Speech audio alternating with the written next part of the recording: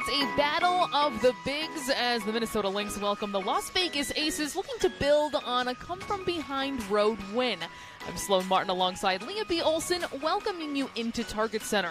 Leah, we are seeing a preeminent center matchup with Liz Cambage against Sylvia Fowles tonight. It brings the best out of the both of them when they're on the court together, and what I think you're going to see is a very physical basketball game here at Target Center tonight.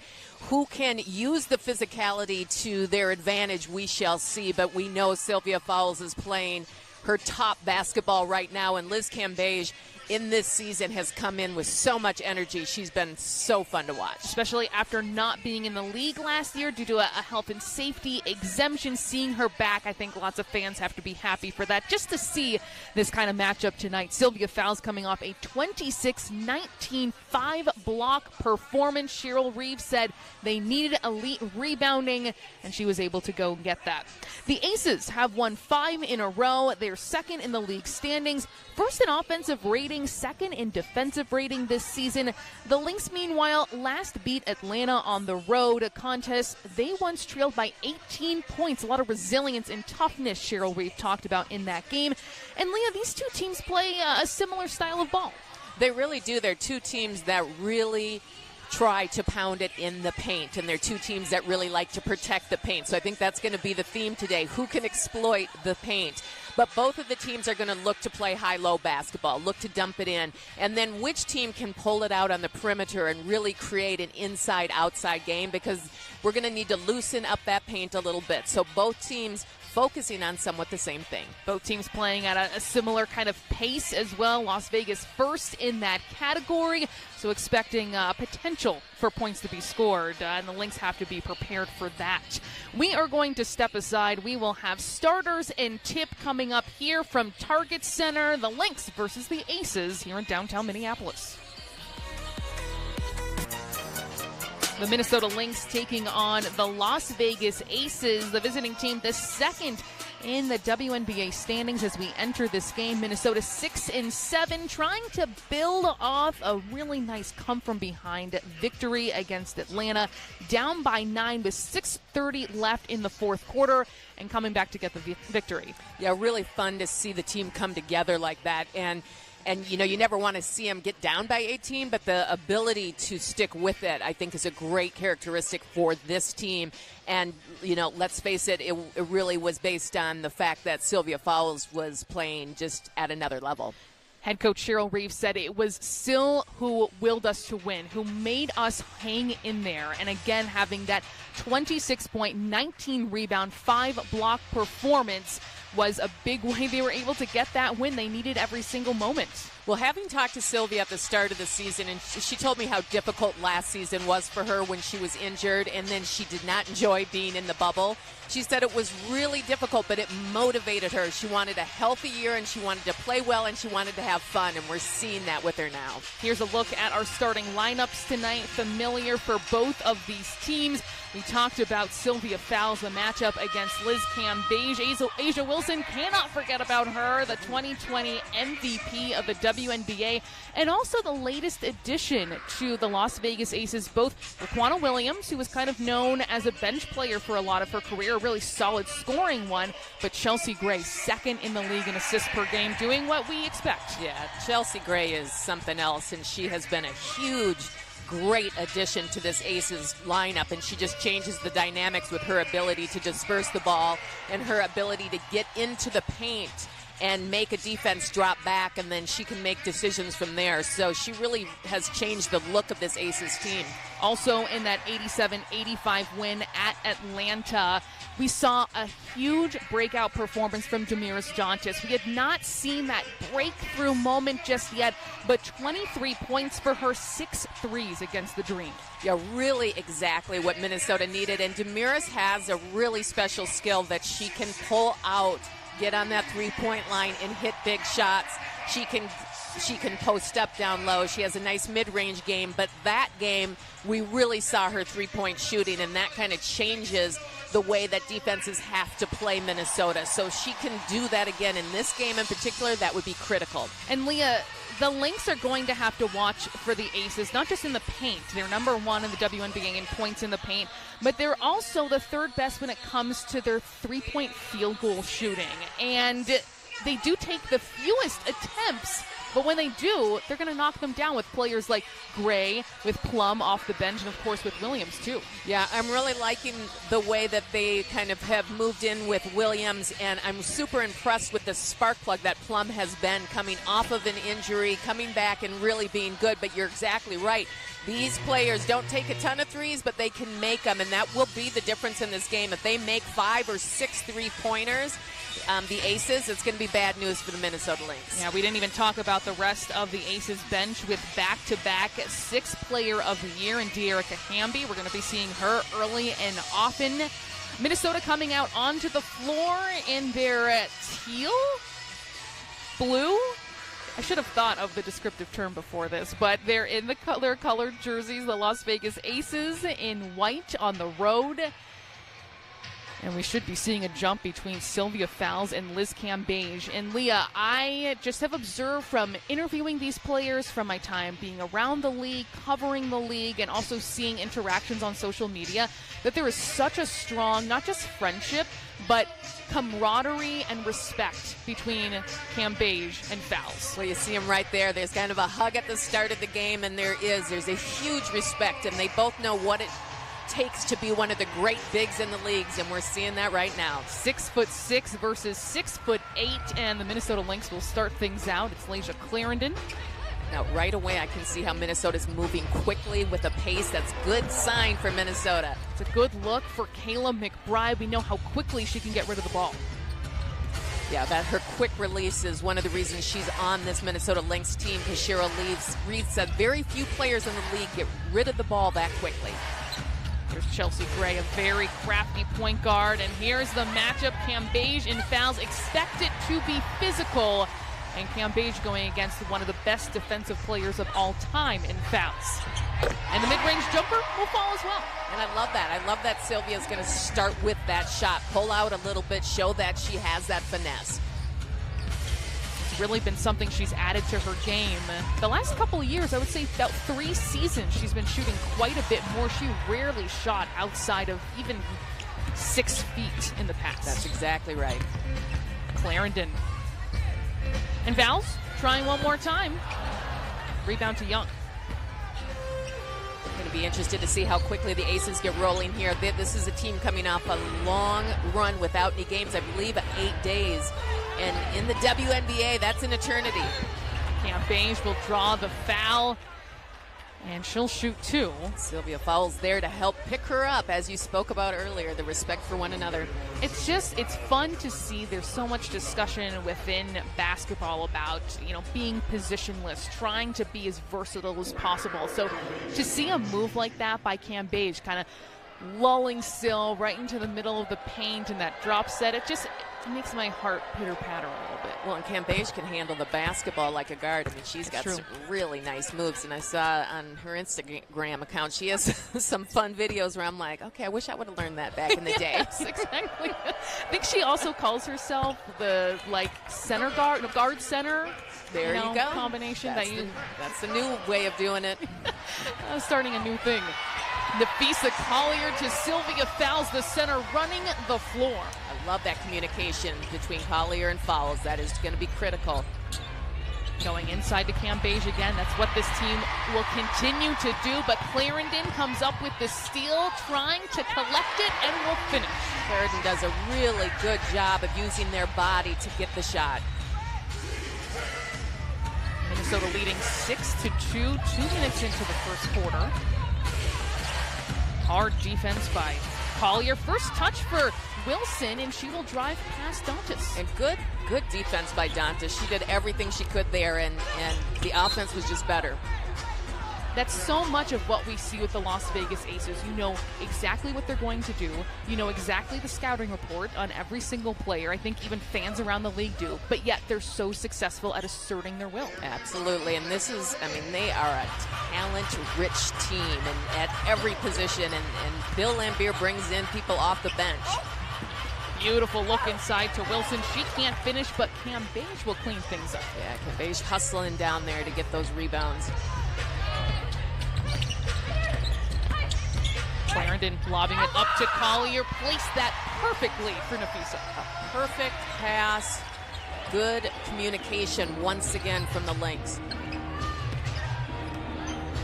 Here's Williams, her first shot attempt, and she'll drain it. She can be dangerous from outside the arc. Yeah, that's what we were talking about, her ability to come in and hit big shots for them and kind of get everyone thinking about her on the offensive end of the court. It's dangerous.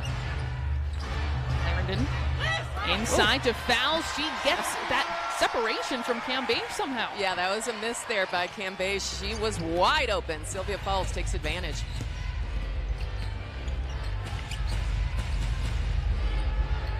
Cam Beige trying to hand it off to Williams and was unsuccessful at that. Here's Clarendon leaking out again and finishing on the fast break. Looking so comfortable out there on the offensive end of the court. The Lynx sometimes sputter with their offense early on. Not tonight. That's something that head coach Cheryl Reeve has talked about. They found themselves in deficits early in games, and she says, we've experienced it enough that we now know how to respond, and this is the kind of start you want to see to avoid that situation. Exactly, and I think they are at the point in the season. We saw a slow start from the Minnesota Lynx for a lot of reasons this year, but I think they're at that point now where they really know who they are as a team.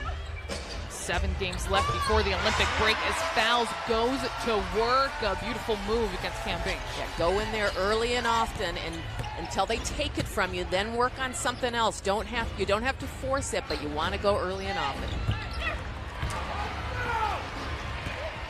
Collier pushing the ball into the front court, leaving it for Clarendon. Collier posting up hard against Young. That might be a matchup that Minnesota's looking for. Yeah, I like that. Collier is going to come in with an advantage there, and this is what is so interesting and versatile about Collier. She's 6'1". She is a tough matchup oftentimes. She can play the 3-4. And so the matchups against her can be difficult. We immediately see Young subbed out of the game for De'Erica Hamby. Not quite that same matchup, but Collier will score just as easily. And why does she score there? Her ability to cut to the basket so quickly. She moves so well without the ball.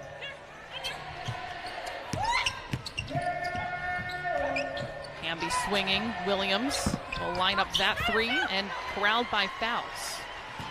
Sylvia's doing her work in there, getting rebounds, hitting shots. Lob inside. Collier. 10 on the shot clock for Dantas. Her go-to fadeaway. It's too good. And I love it. And I love the fact that Collier is able to save that play and get the ball to Dantas. Almost knocked away. Dantas guarding Wilson in the post, making that tough, and the MVP nets. Yeah, she's just so good. Age is so good. And that little turnaround is almost impossible to stop. And I like how Dantas thought she wasn't going to foul. She just went straight up and then kind of backed off. She didn't allow her to get any closer to the basket, stood her ground, and that's what an MVP does. Yep, exactly. Collier almost thought against it. That time puts up a 3. It's left short. Gray one-on-one against McBride. And to Wilson again. She loves that high post and a rebound to feet. Nice little defense there. McBride comes in to help out a little bit against the great one, A'ja Wilson. Multiple times the Lynx keeping the Aces to 1 and done as well. But this time they'll turn it over. Midway through the first quarter, Minnesota with a comfortable lead here, 18-11 at Target Center, trying to make a statement against the second best team in WNBA. The Minnesota Lynx with an 18-11 lead over the Las Vegas Aces early, and it is Pride Night at Target Center. The celebration of LGBTQ plus pride presented by Deloitte. The WNBA will collaborate with Glisten and Fanatics on an exclusive line of pride apparel, including Fanatics branded WNBA t-shirts. All WNBA proceeds will benefit Glisten, and fans can purchase the shirts at WNBAstore.nba.com. Cambage showing she can hit from outside as well. She is not afraid to go beyond the arc or that long range two for sure. Here is Collier trying to work against Cambage and drawing the foul. Yeah, just a finesse player. That's what Napheesa Collier is, and she has the ability to kind of get the opponent, the defense, to foul her to get her to the free throw line. That's just the first on Cambage. No one with more than one on either side so far. Collier this week was named a member of Team USA at age 24. She's the youngest member of the team. She talked about getting the official news while on the team bus and being surrounded by cheers and applause of her teammates. And it's just great to see. I'm very excited to see what she does in Tokyo. I know. What a great, great honor to see her head off with Sylvia Fowles and Cheryl Reeve as an assistant coach. Lynx are well represented. Wilson will net that one right in the paint. A lot of ball movement from the Aces there. Yeah, a lot of ball movement, and Wilson's getting probably a little too comfortable out there where Lynx might have to look at an adjustment to slow her down. Clarendon finds Collier, takes a bump from Hamby, and it goes out of bounds. It's interesting for Napheesa to go from a Jackie Young, who this is maybe her first season really playing at the three. She had been even a point guard before. And then to someone like Hamby, who can play a 4 or 5 even. Yeah, it's pretty impressive. Gray from the free throw line. She will get that to drop. She's been patient today. That's her first bucket. It's exactly what the Lynx don't need is for Gray to heat up, because she's a player that can change the momentum of a game. Another member of Team USA. Clarendon out to Dantas, well contested shot, and a rebound picked up by Plum.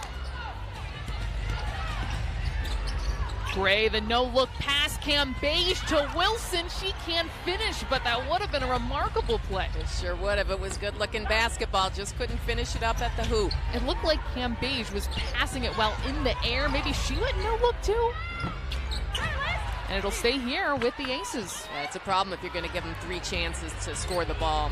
Cambage draws the double team, trying to back down Collier, leaves open Plum one more time, and Hamby is fouled. Yeah, 4 chances they're going to get to the free throw line. That's where Minnesota has to get a little more physical, work to get those rebounds, and maybe the 2 players coming in now will work to get some rebounds for Minnesota. Jessica Shepard coming into today was listed as probable. She has dealt with a groin injury, and it's been tough for her to see now her 3rd season again interrupted by injury. Yeah, I really would like to see her play more healthy. She's just a really good passing big and can be super effective on the court. We just can't get enough minutes from her yet. Bridget Carlton is going to pick up that foul just as she comes in. And there you see the value of Hamby, not just her size, but how quickly she cut to the basket.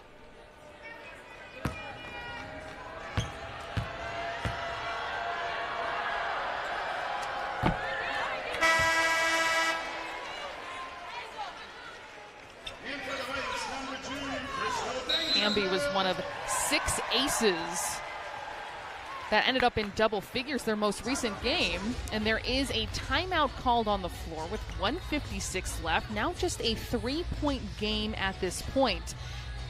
The depth of the Aces is showing at this point when you can bring in Plum and Hamby and close the gap.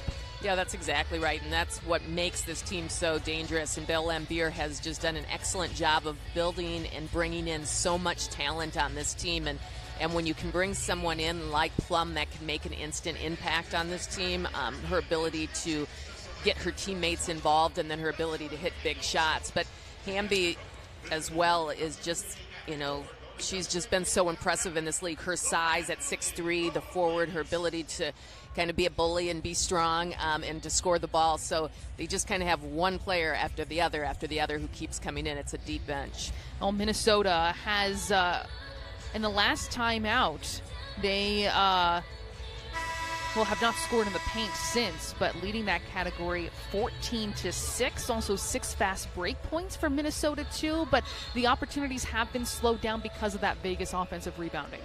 Yeah, I think that's exactly right, and this is what Vegas does well. They're a very good offensive rebounding team, and it's a team that you have to be physical with. That means you have to put a body on them when the ball goes up, and you can't. In this last possession that the Vegas had, they had 4 opportunities and then eventually get to the free throw line. You can't let that happen. Second free throw coming up for Hamby.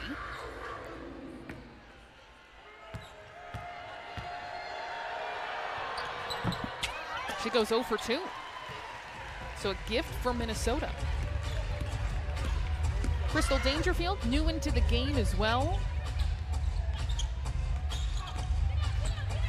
Into Collier. McBride from the corner on her birthday knocks down the 3. Good decision making by Collier, getting that ball out. Looked at Wilson, didn't want to take the shot, gets it to her teammate. And Beige puts it on the floor. Good rebound by Wilson, and she will earn a trip to the foul line. Again, that's where you need a body on her. She can't float around in the lane and just pull down boards. And A'ja Wilson has vastly improved her free throw shooting from last year, from about 73% to now 93%. And I know it is early, but she and Cam Beige tend to have the highest free throw rate, so we know she's shooting a lot. Yes, and that means they're being physical, they're in the paint, they're using their bodies smartly to get the defenses to follow them. They're a team that is perfectly happy with shooting 25 free throws a game if they can get it.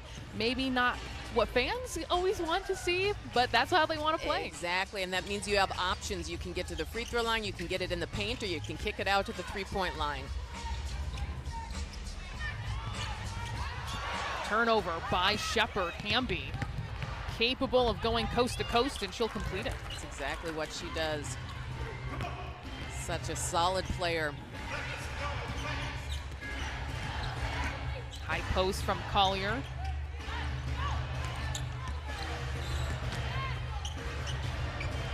Ten on the shot clock for the Lynx. Tough spot for McBride. She's going to spin the opposite direction as they played that pick and roll well. Difficult shot for McBride. Rebound to Cam Beige. Yeah, nice defensive set there for the Aces. They made it really difficult for Minnesota to find anything that was open. Nafisa Collier comes over with the help. It didn't matter when it's A'ja Wilson. Yeah, Nafisa looked frustrated on that because she thought she was straight up and down. But it's just hard to guard someone like Wilson. Let's see. She comes in.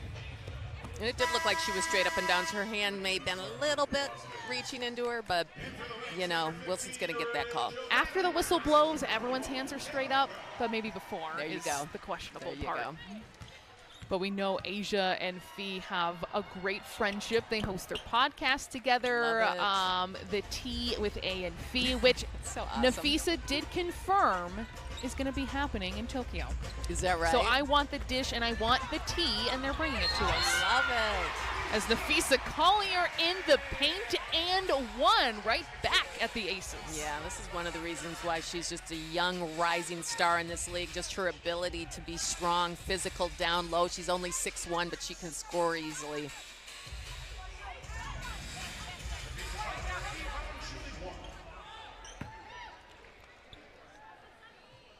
That took the lead back from the Aces after they took it. And back in Minnesota's possession with that three-point play from Collier. Bantam new into the game, as is Jisoo Park, who's a member of the South Korean national team. Kelsey Plum taking the time down. A high screen from Wilson. Finds Hamby underneath. The Lynx lost track of her. That's what Plum does so well. She sees the court, her teammates, and just comes in and makes an immediate impact. Difficult shot by Bantam. We know she can hit buzzer beaters. That time not in the cards. It is a tie game. Minnesota and the Las Vegas Aces, 26 apiece as we head to the second quarter. The Las Vegas Aces closing out the first quarter, getting 6 points in the paint. They took their first lead since it was 9-8, but after the first quarter, tied at 1 here at Target Center. Aces doing a nice job controlling the boards in this game. Asia Wilson with a game-high 11 points so far, does not connect that time. And that time Sylvia Fowles comes up with the rebound. Dangerfield, that rims out.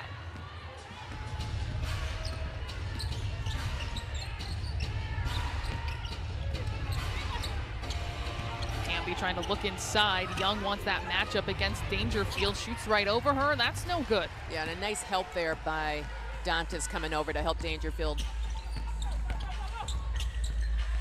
Dangerfield keeping her dribble, had it almost knocked away, using every part of the court.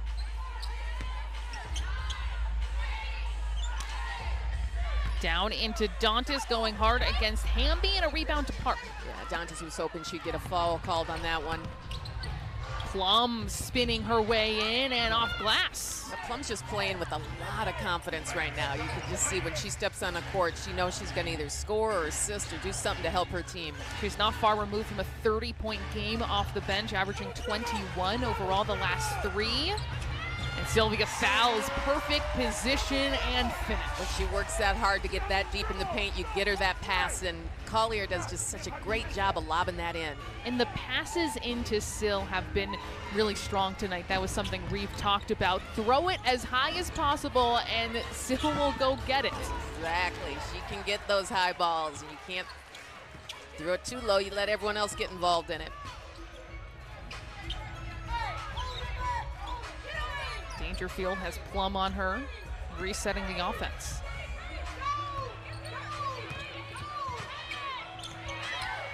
Dangerfield inside to Fowles, and just as we say that, that would have been too high. Yeah, that was frustrating. Coach Reeve was frustrated by that. Their offense got logged down and just wasn't doing what it was supposed to do there.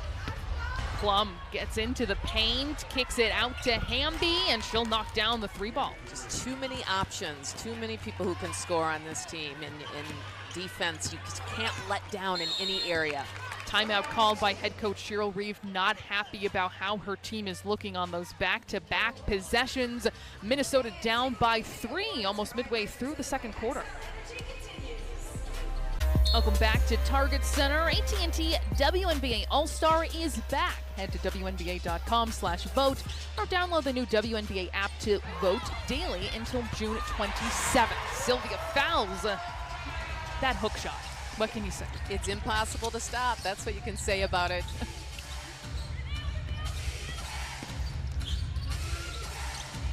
Jisoo Park posting up against Dantas. She'll set a screen for Gray. Gray being patient, fading, and Cambage, the offensive board. Cambage just does a nice job of quickly getting the board and popping it back out to the perimeter player on the 3-point line. Coming out to set a screen to roll to the basket. Knocked away by Fowles. Pass not there. Looking for Cambage. Minnesota with it now. And knocked it down to take the lead back. Yeah, that's a big shot for Clarendon. Showing you can be effective from different parts of the court. Blocking foul, and Gray still almost completed that pass successfully. That's going to go against Dantas. So far, Carlton with 2. No other aces with more than 1. That's the first on Damiris.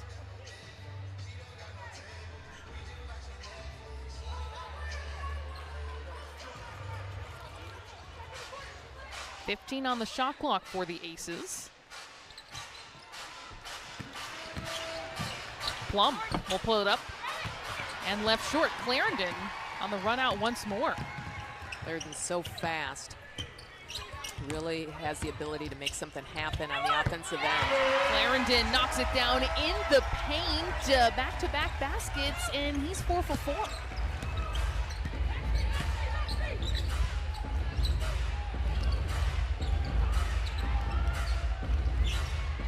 Hamby taking it from the perimeter in with power floor, but rebounded by Dantas. Big stops for the Minnesota Lynx as Collier has not been stopped, and only until she's fouled. I love the fact that Nafisa knows to push the pace right there. Let's see if we can get an easy basket before the Aces can get back and set up in their defense. And she's able to get herself to the free throw line, and that's one thing you can do against this Aces team if you can get down court before they get set. And you saw Cam Beige there, not happy with that foul called on her. She now has 2.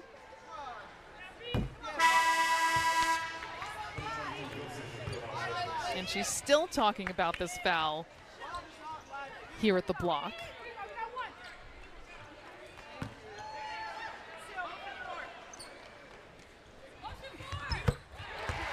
And Collier nets the second.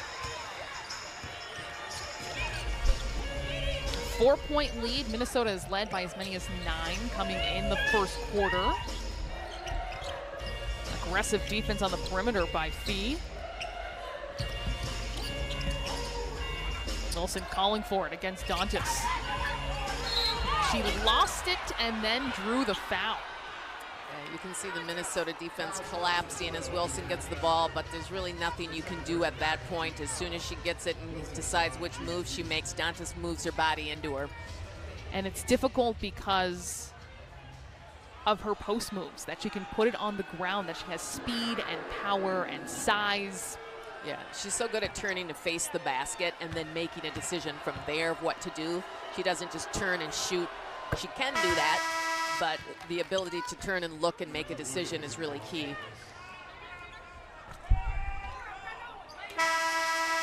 That is 2 on Dantas, by the way. Carlton also with 2. Jackie Young coming in. Quanah Williams coming in as well for Las Vegas.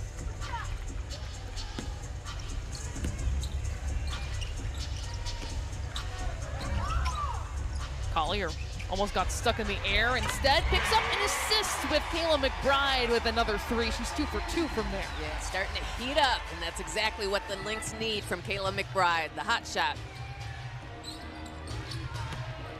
She had an excellent game against the Dream. 7 of her 9 points coming in the fourth quarter as Cam Beige trying to quiet down this crowd. Yeah, she sure did, and Cam Beige just shows you how difficult she is to guard when she's going to sit on that 3-point line and hit that shot. Dantas, wide open look, rebound to Liz Cam Beige. Gray speeding through, and she'll take it. Such a finesse player, just a pretty shot right inside the paint. It was like she realized, oh, I've lost her, so I guess I'll take this. Yes, I'll take this one. Handoff Clarendon in some traffic. We'll get it to McBride, looking for back-to-back, and another rebound for Cam Beige. Quick pass into Wilson, blocked by Collier and saved in bounds.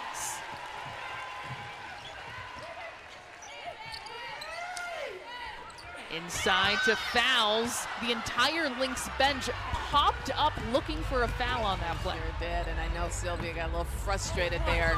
There's the point center at work, handing it off to Asia Wilson for 2. Yeah, there's a lot of good big play going on right now. We're seeing players showing up and showing out. I just unabashedly, I have no shame in saying that I'm a fan of this matchup for that exact reason. Me too.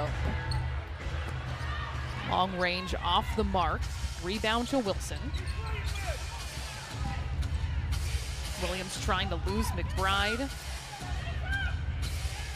Wilson along 2. McBride's got it.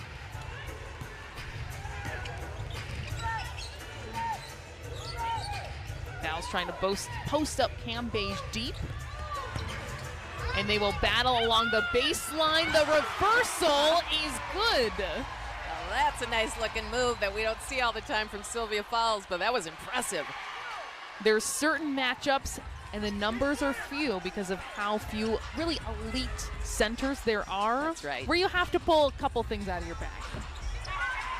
That shot missed and picked up by Williams.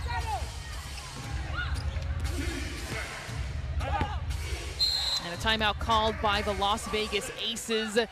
Under 3 to go here at Target Center. Game tied at 40. The Minnesota Lynx trying to take it to the Las Vegas Aces, who have won 5 in a row coming into this road matchup. 7 ties, 7 lead changes so far here at Target Center. It's a tie game again, under 3 to go before halftime. Gray drawing the foul against Carleton, and that is number 3. Yeah, that's a tough matchup right there for Carleton, and Gray's savvy enough to know how she can take advantage of it.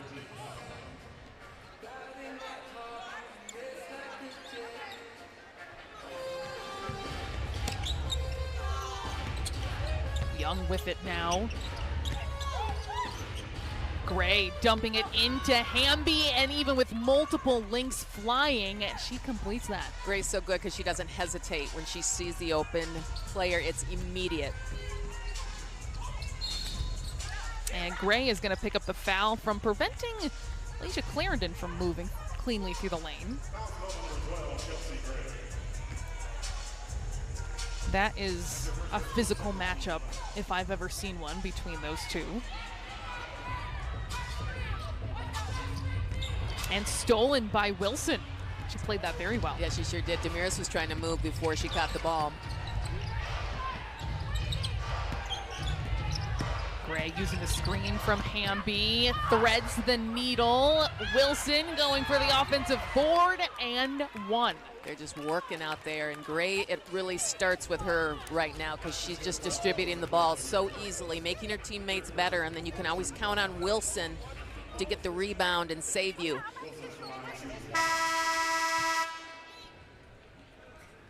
Wilson at the free throw line today, 5 for 5. She's got a game-high 17 points in this first half alone. Still not far behind with 14. And the lefty does not complete the three-point play.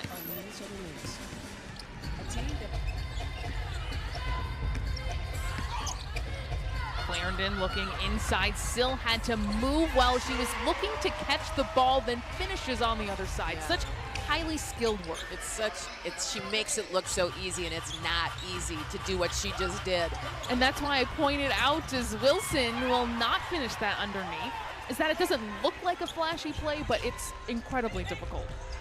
Collier falling away and getting that for 2. Yeah, Collier loves that little fadeaway that gives her enough space to get that shot up and out.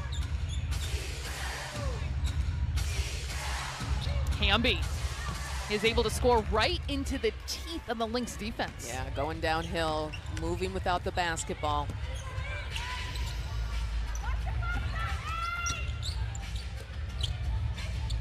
Clarendon hesitating, then looking inside. Is Collier giving it right back. Clarendon. And it will go back to Las Vegas. Las Vegas with a 2-point lead. They've trailed as many as 9 in this one. And Carleton bringing up the pressure a little bit.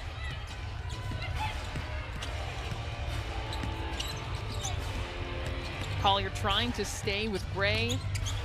She finds Young. Gray well contested by Collier, but staying here once more. Gray, wonderful pass, and Wilson will finish. It's amazing how comfortable and how well she knows where everybody wants that ball. I mean, that is just good-looking basketball. Slowed it down and passed it just the right time. Under 10 on the shot clock. About a 5-second difference shot game clock as Collier will miss that, and Wilson will pick up the rebound. Almost stolen by Carleton, but it is Las Vegas basketball. Yeah, nice job by Carleton being effective on the defensive end, breaking up that play, which was key.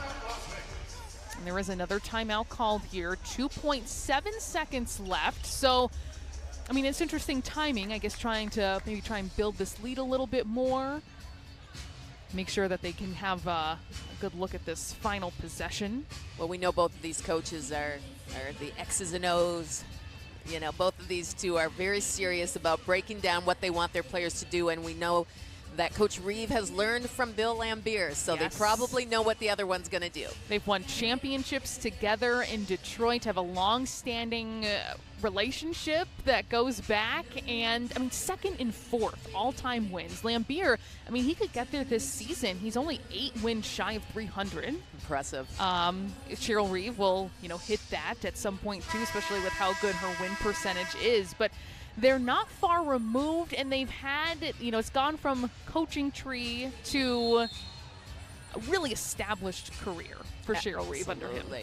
Yeah, and I love that, when they see each other on the road, they'll go have dinner with each other, but then it's like they're the two most competitive people probably in the building at any given moment. It's maybe why they worked well together and why they don't like facing each other at this point. Exactly.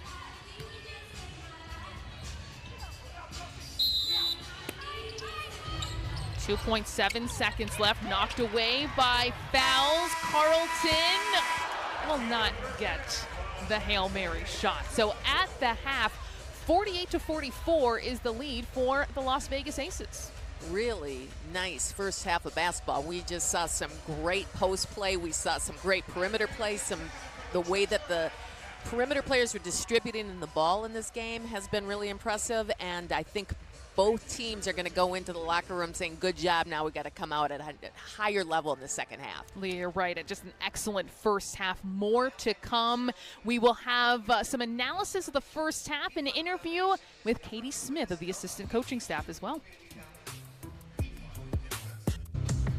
A 4-point contest at Target Center, 48-44. The Las Vegas Aces with the lead. We are joined now by Lynx assistant coach Katie Smith. Thank you so much for joining us. Lynx assistant coach Katie Smith joining us.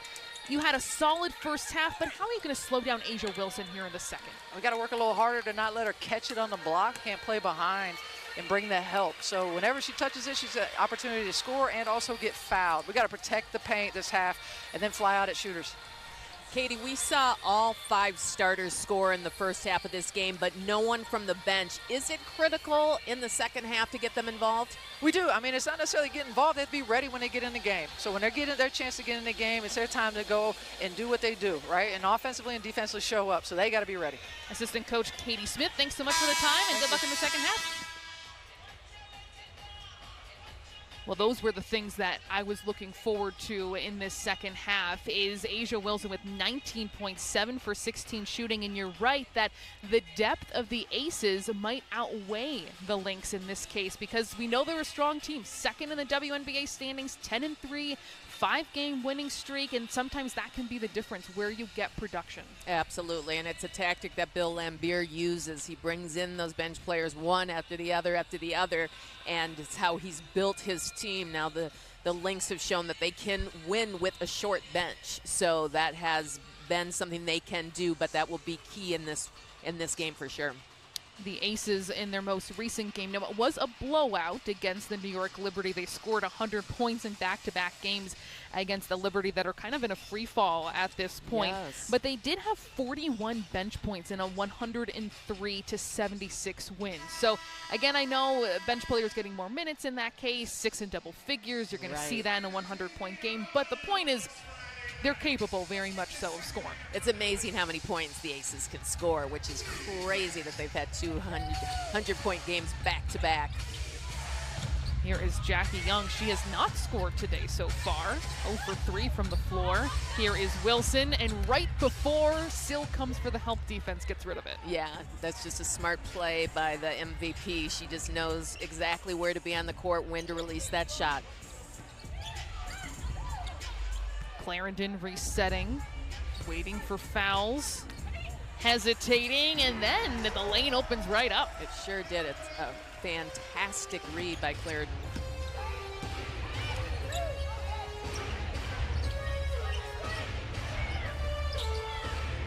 Williams looking for Cam Beige, the long 2, and a rebound to Sill.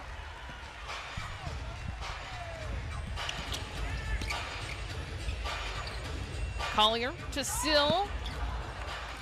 And this time Wilson with it. Yeah, not a bad look, just a little bit hard up the glass. She hit a couple of those mid-range jump shots in the first quarter when she jumped out to a very quick start. It was 8 for 10 from the field at halftime. Wilson really calling for it with Clarendon on her, and Young still not able to get on the board. Aces still leading by 4. Collier asking for it in the post, and Clarendon will travel. Just a little bit of hesitation. It happens even at this highest of highest levels where the excitement of seeing what's before you sets in. Absolutely, and once you think about what you're going to do, there's a chance you might travel. Young with Collier on her. Wilson into Cambage. Blocked by Fowles on the block. Wow. Cambage doesn't like it. She said, "You hit me when you came down," but Sylvia Fowles says, "I don't think so." Let's see. She goes straight up and down. I don't think that's a foul. I like it. Fantastic play by Fowles. This is what we were looking for in this matchup. Both Cambage and Dantas go falling to the ground. The foul against, I believe, Cambage.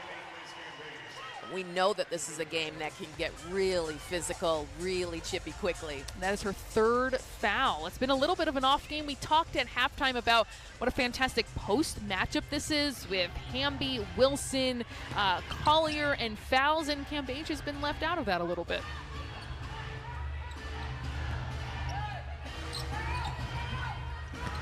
Clarendon. Stolen by Wilson and then right back. In the right place at the right time for that one. Collier calling for it hard, but she will be fouled by Young. Again, for Collier, it's her ability to move quickly without the basketball and then gets the positioning, but catches defenses off guard. Wilson is going to try and steal it once more. And then she will draw the foul on Clarendon. Really active defense by Wilson. Yeah, a lot of active hands in the passing lanes. So that's going to be the 2nd on Clarendon. So far, Dantas has 3, Carlton has 3. The Lynx already playing with a more limited bench. Jessica Shepard did appear in the first half, but she's still coming off an injury. She was listed as probable in this game after she again missed a few games in this part of the season.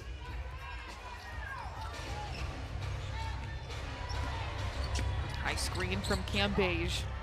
Working through that pocket area is Gray, and Fowles will get the board. Gray does a good job of holding off her defenders as she kind of shields the ball. Page got the board.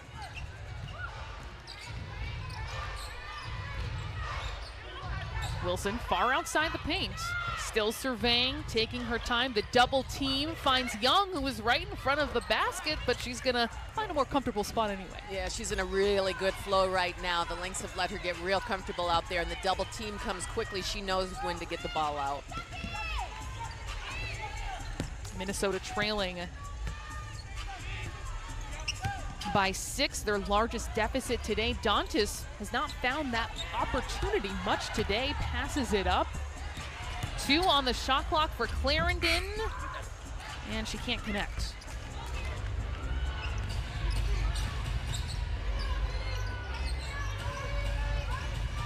Gray bodying up against Clarendon. 2 very physical guards, and Clarendon is going to pick up their 3rd foul.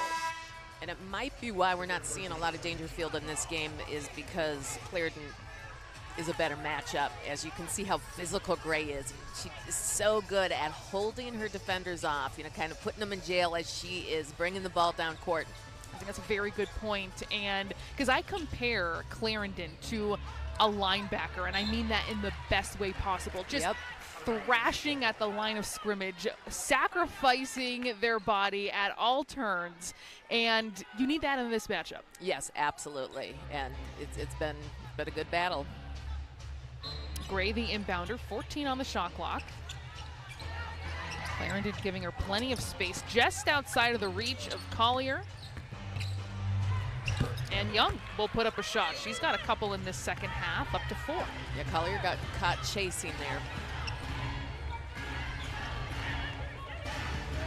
Jisoo Park new into the game for the Aces. Dantas down low. Young comes with the double team and the foul. I'm really liking the high-low passing in this game from Minnesota. Just really good passes, and they're quick and it's clean.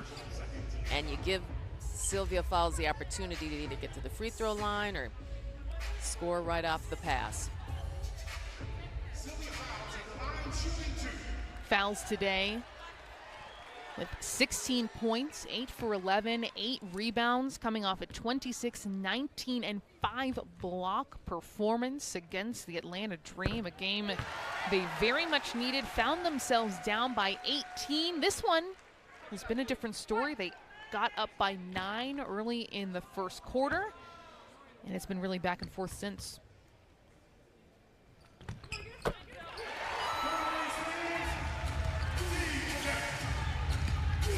Almost midway through the third quarter. Wilson handing off to Young, who's been feeling it, and an offensive foul will be called against the Aces. That's on Park. See if Minnesota can take advantage. Here's Collier a mismatch. wanting to go up against Young, will not get the three-point play, but really what they are looking for. Yeah, that's exactly it. And Collier knows right away that even if the shot isn't exactly the shot where she wants to get, she's going to go up against Young and take that shot. Seems like Collier has been just watching her begging for the ball in these post-up situations because she's a great post against, I mean, really anyone in this league, let alone when she has that positional advantage. Yeah, she does a good job of getting deep and cutting to the basket, and that's why she's both good on the block but also on the perimeter, because it's her ability to kind of slash to the basket. And just like we saw in the first half, a play like this happens and De'Erica Hamby comes right in. Yes. Back to a 4-point game. Quanah Williams back into the game as well.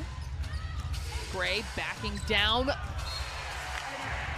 Goes out of bounds. I was trying to find the words for a second on if that had been completed, because wow, what a pass that would have been. But yes. Instead, a turnover by Gray.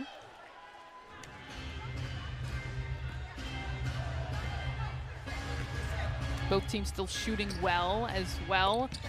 The Aces 46%, Minnesota down, quote unquote, to 51% as Dantas shakes off a defender, can't knock that down. She had 6 against Atlanta. Collier gives Minnesota another opportunity. Fouls through multiple defenders and 1. Yeah, Sylvia Fowles is in a mode right now where she's playing some of her best basketball of the season. Look at that bully ball, using her body, turn around. There's nothing you can do about it. 20 points. Cheryl Reeve post-game against the Dream said, who is better? Who is the better center in the history of our league? She is the best center in the history of our league. I'm going with it. I'm agreeing with Coach Reeve. And she gets the three-point play up to 21 points. She's 3 for 3 from the line. And a whistle against the Aces. A technical foul. And it's against Liz Cambage. And I got to say, Leah, I could maybe see that coming with how she's reacted at some times today. Well, everybody on the Vegas bench jumped up. I didn't see what the first call was that got everyone riled. And then Cambage came into the scene. And it looks like there's going to be a discussion amongst the referees. Bill Lambier is displeased himself. And it looks like Kayla McBride, one of the best free throw shooters in the league, she's ready to go. I did not see exactly what provoked that from, or I should say what Cambage did to provoke the technical. I didn't see it either. We had seen her throughout the game be vocally and demonstrably upset with calls. And I think the fans have had fun kind of needling her a little bit extra as well, but it works in the benefit of Minnesota. And here are the Aces. Game tied at 54. That was an important play. It sure was. Plum almost loses it, and she will get that to go. Yeah, works hard to get herself into the paint, decides to take it. Wilson almost in that passing lane once more. She's got a couple steals in the second half.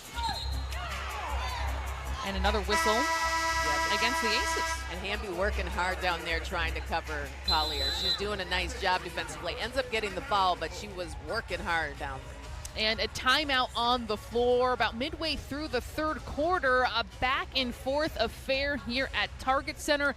We've already got Sylvia Fowles above 20 points in this one with plenty more time to go. On Pride Night at Target Center, Minnesota trailing at this point. About midway through the third quarter by 2, 56-54. Napisa Collier at the line. She's got 15.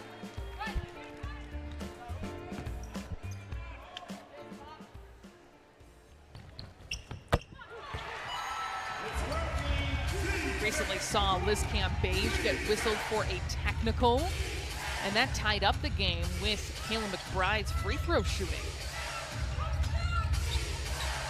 Wilson finds Plum. Camp-Beige posting up. Plum turns it over. Clarendon coming up with the loose ball. Good decision making by Clarendon. Danta's short corner is good.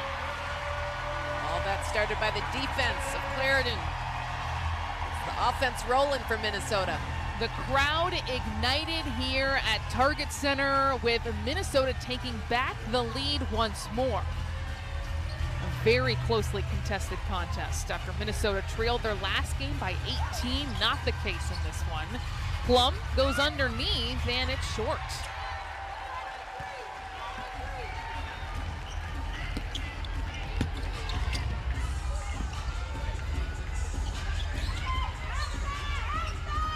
McBride looking for Collier, who steps into that shot. Dantas powering her way right to the basket. That's just good physical basketball. Dantas uses her strength and size to get those two. She just moved Hamby out of the way. She sure did. Gray driving, kicking. Ooh, sometimes you're too wide open. Wilson will go to the free throw line once more, where she is 5 for 6 today. Yeah, she's just so difficult because she does so many things well. And rebounding the ball and getting to the free throw line are a couple of them. Something she does that certainly is not unique, but she really never brings the ball back down.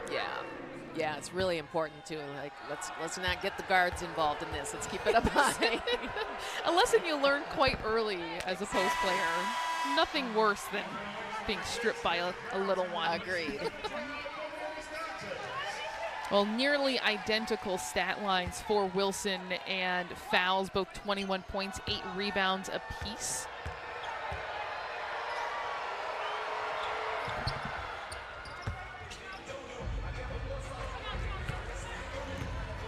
Three minutes to go in the third quarter.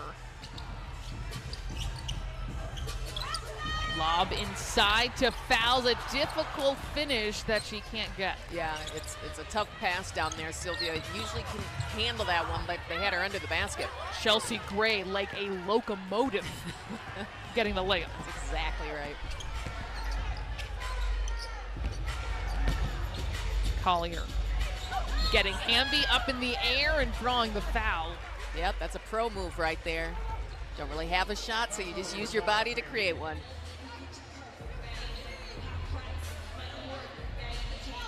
Collier today, excellent as well. 16, 7, and 7 for her. We talked about Wilson's trips to the free throw line, but Fee has more. She's 8 for 9, make it 9 for 10.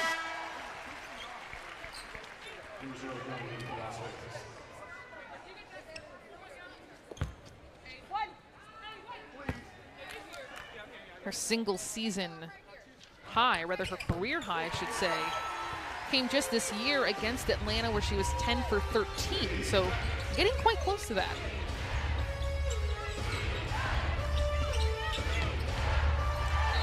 Wilson not prepared for that pass. It was a nifty one by Gray, but the Lynx continue to get stops. They sure do, and see if they can take advantage. 3-point lead for the Lynx. They've led by as many as 9. Wow. Beautiful pass. Collier into fouls. Doesn't get any better than that. That's great communication, a great pass, and great way to finish by Sylvia Fowles. It had to be there at that exact moment. And Fowles will draw the foul, trying to knock that away from Cam Beige. And that is exactly right, Sloan. When you think about getting the ball into your post player, it has to be immediate. You can't think about it because they're working down there to post up, and that's what we've seen from the Minnesota Lynx tonight, is their ability to make quick decisions to get the ball out. That's something that, a frustration that Reeve and Sil have kind of dealt with sometimes, a frustration of making sure the ball gets into her in the right spot, and that's been fantastic tonight. Well, earlier in the season, they spent a lot of time holding the ball over their heads, looking to get it into her, and that was frustrating, Coach Reeve. Another steal for Fowles.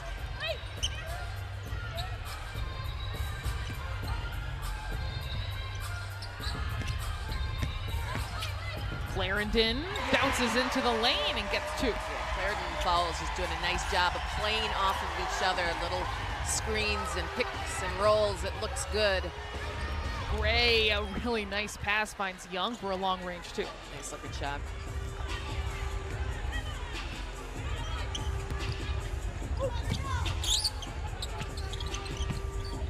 Into Collier, being guarded by Wilson. Turnaround jump shot does not go.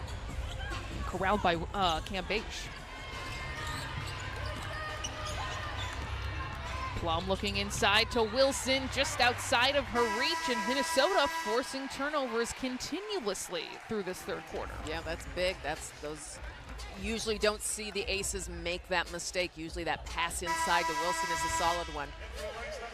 Minnesota has scored 19 points off of 13 turnovers by the Aces. And this is an Aces team that doesn't turn the ball over. I think they turned it over as least as anyone else in the league, so that's impressive.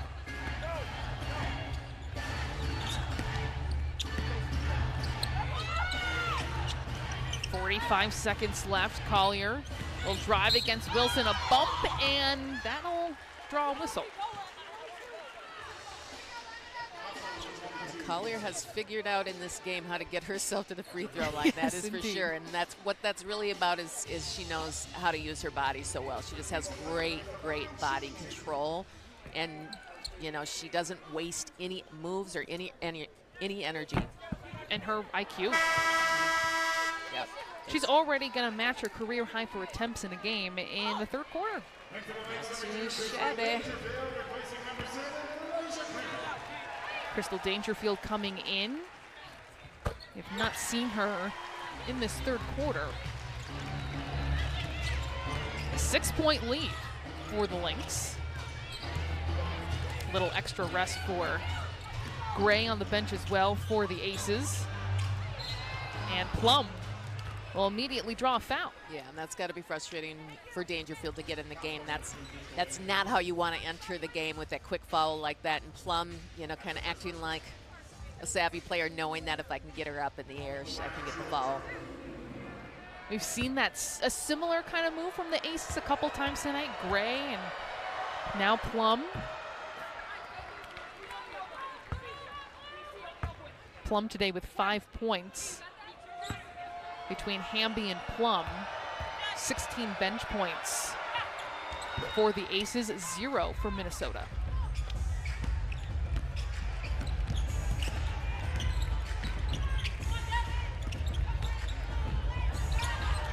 Shepard looking inside to Collier, who collects it and gets it off glass. Again, when you move well without the basketball, you get positioning, and you get positioning on the greatest player in the WNBA, in Asia Wilson. I should say one of the greatest players. There's a lot of great players, Yes. but she's definitely up there. Easy to say that about the most recent MVP, Yes, though. exactly. Plum, not there. It lands in the hands of McBride. No chance on that final shot. So going into the fourth quarter, a 6-point lead, 69-63. It has been a fantastic game so far. 10 more minutes to go. Can the Lynx upset the Las Vegas Aces at 10-3 this season? AT&T, or excuse me, in celebration of LGBTQ plus pride presented by Deloitte, the WNBA will collaborate with Glisten and Fanatics on an exclusive line of pride apparel, including Fanatics branded WNBA t-shirts. All WNBA proceeds will benefit Glisten. Fans can purchase the t-shirts at WNBAstore.nba.com.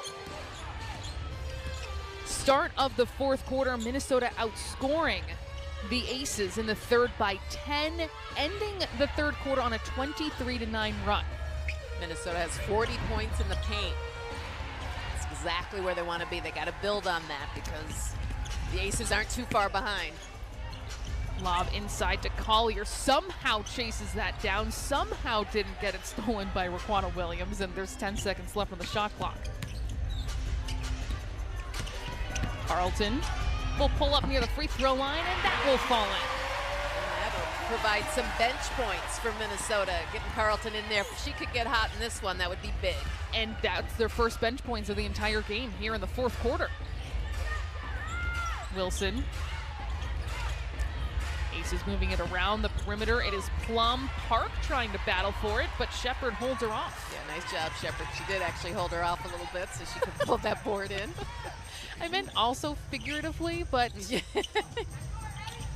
drop down low. It's Shepard to Collier, the type of playmaking they expect from Shepard. It is a game-high 10-point lead. A timeout called on the floor. That just looked really good. That's great communication. Collier is just having an outstanding game, and it's good to see Jessica Shepard get in this game and make an impact. Well, Minnesota up 73-63.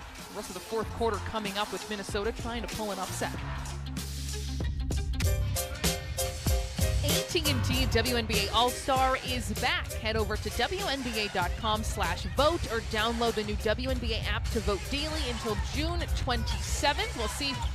I expect to see players from both of these rosters in the All-Star game going up against the Olympians, so lots of players involved. Yeah, I think that'll be really fun. I love the fact that they're playing the Olympians. I think it'll be a good tune-up as well going into Tokyo. Shepard handing it off to McBride. Minnesota a very strong third quarter, outscoring the Aces by 10 as Hamby will get the rebound.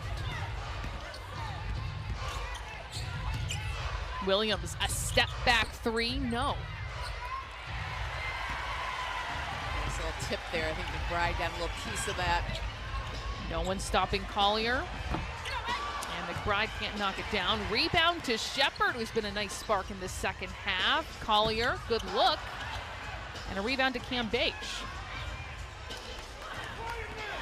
Still showing her displeasure toward the referees, a common theme in this game, but Hamby will go to the free throw line. Yeah, I think in the last 7 minutes of this game, if Cambage could really compose herself and really start being effective down low, that would change things for the Aces because she has the ability to impact a game that way. But the battles down low with Sylvia have been difficult for her. Well, Cam Beige, still putting up numbers, 9 points, 12 rebounds as Hamby misses the first, but it has been a struggle. Yes, she's been working for it. And that's what happens when you get the two bigs going against each other.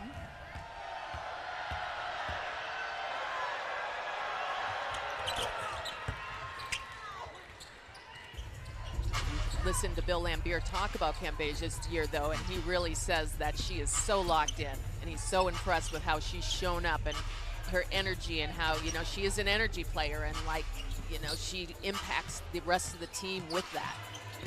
Collier can't get that to go.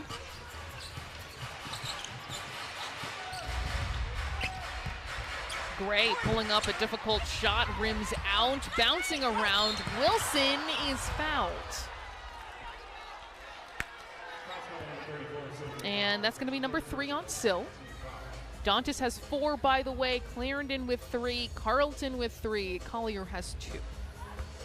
So it should be nothing to worry about, I would say, going through next 6:52, but we will see. You know, when you're playing a team like the Aces that has won 5 games in a row, Yes. they're 10-3 this season, that you wonder when that mentality is going to kick in to turn this around. Yeah, they know how to win, and they know how to win in big situations, so you can never let down in a game like this. A team looking to go back to the WNBA Finals. They were swept by Seattle last year. Clarendon looking for fouls, delivers it.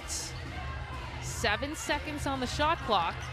McBride flips it up and in. And again, that's about movement without the ball. McBride knowing to cut hard to the basket so she can get the pass from Sylvia Fowles. Hamby attacking, gets blocked by Fee, but a foul first. Yeah, Hamby's been very impactful in this game, effective at getting to the free throw line, making herself known. Hamby's got 12, the leading scorer off the bench for either team.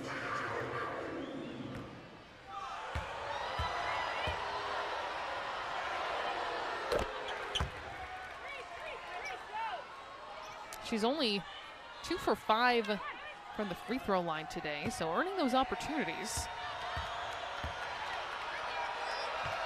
And won't go 2 for 2 this time. Cam Beige is fouled, might have taken a shot to the eye or head, and she will shoot free throws. And that is going to be on Sill, and that is her 4th. Okay, so when I just said that we didn't think fouls were going to be a problem, it could possibly be a problem. You know, just like clockwork. And Exactly. That's how it happens. Yep. Cam Beige. 3 for 3 from the charity stripe. She's got a double-double, 10 and 13.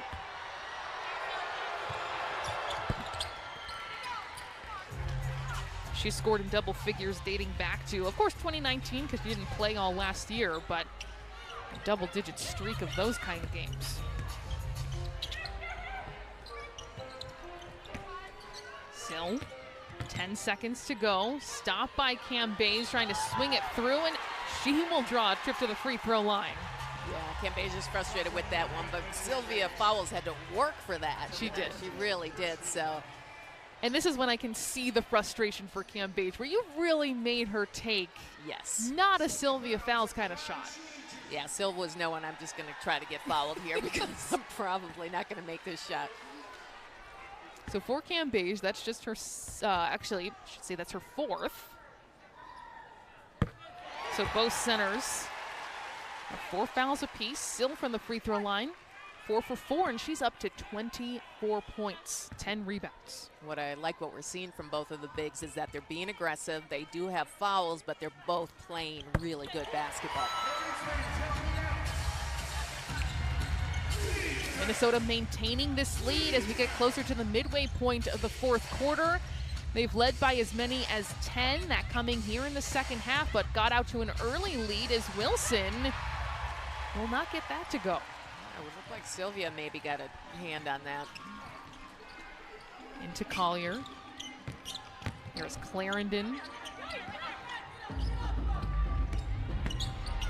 McBride again flipping it up, and a rebound to Wilson. She's got 24 and 11.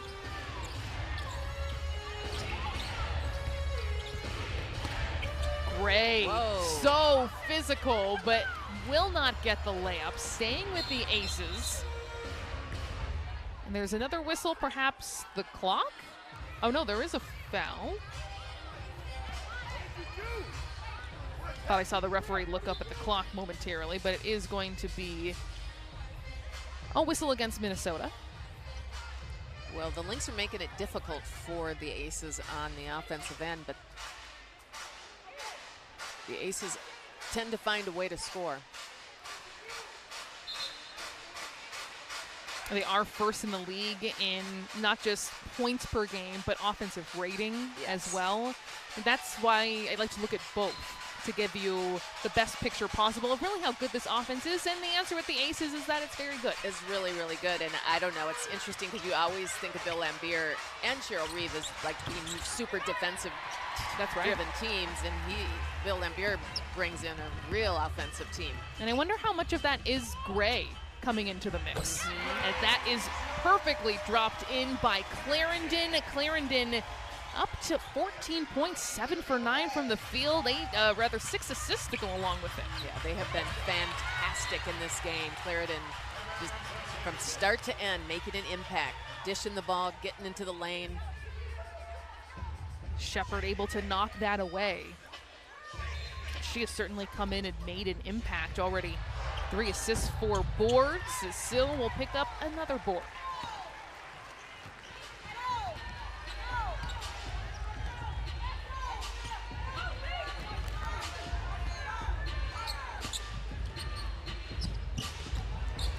Shepard lob inside, but taken away by Plum.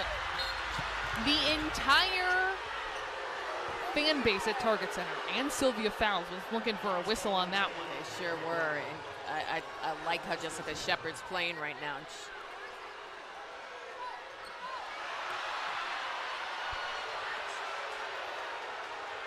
There's a replay. Sill, certainly upset with not having a call there. Plum at the free throw line, still the boos raining down. The fans at Target Center don't like it. Yeah, and you don't have to be an expert lip reader to know Sill's feelings about this. This is true.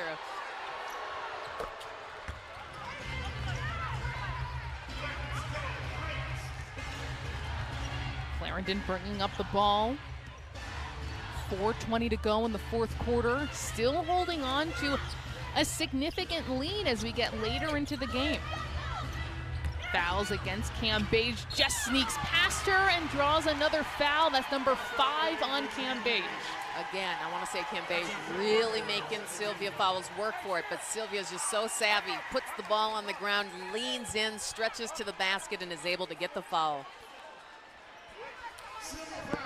It still is, we know just the legacy of Sylvia Fowles. Yes. We talked about how Cheryl Reeve says she is the best center in the history of the game, but it is fun to see this battle when you have someone who really has the size, skill, talent to make it hard.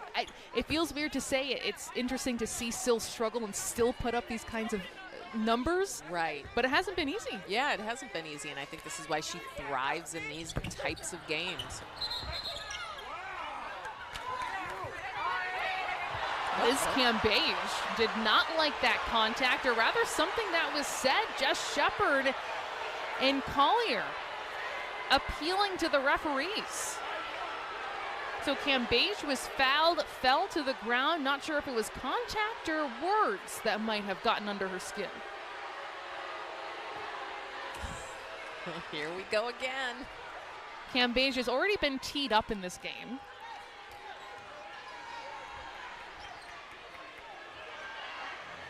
And it looks like there's going to be a review of this. Well, we knew it could get heated. This is a game about physicality, when it's about bigs out there doing what they do, and we know that Liz Cam Beige comes in here and she's fiery, that she's Yes. going to give you a lot, she's going to go at you. Yes. And that's what we're seeing here with 4 minutes left in this one.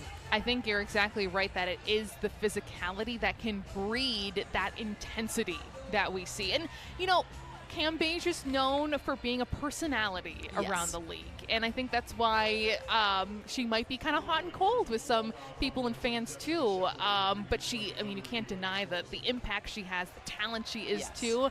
But I think she likes that persona where some people like her and some people maybe don't. Right. But that's what you see come out in her play, is that emotion. Absolutely, and she isn't going to back down to anyone, which is real clear. That's Real exactly clear. right. Jessica Shepard looked a little taken aback by what she might have done to provoke that. But of course, we don't have our ears down there. Right. Once again, this is a night I wish we could be up close and personal. We haven't made it down to the court side yet. We're getting closer, we know. I know we're getting closer to having perhaps maybe fans getting closer too. Yes. I can't say that I've sat courtside too many times, but it would be fun to observe those kinds of moments up close. You hear a lot more, I'll just tell you that much. Well, it is going to be free throws here for Cambage. Nothing else was added on, tacked on, adjusted, or changed. It's just Cambage was found coming up with that loose ball. All right. The Lynx coaches don't seem in agreement with it. That's on Shepard, and that is, 16 fouls, so free throws the rest of the way. Coach Reeve, Rebecca Brunson. Pearson, Katie Smith, the whole crew, they're not happy. Very animated Lynx bench and coaching staff. And fans. It's just, we've said it throughout, this has just been a fun game because of the quality and just little battles like this. Yes, I love it. Cambage 2 for 2, clapping as she backpedals back on defense.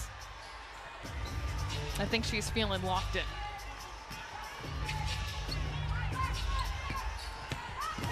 Clarendon into the paint, trying to muscle up against Gray. Gray knocks it away. A fantastic matchup between those two today. Collier calling for it, surrounded by 3 aces, and she travels. And that's a rare travel there for Collier. She's just so good on her feet. She's got 3 defenders on her. She's trying to hold on.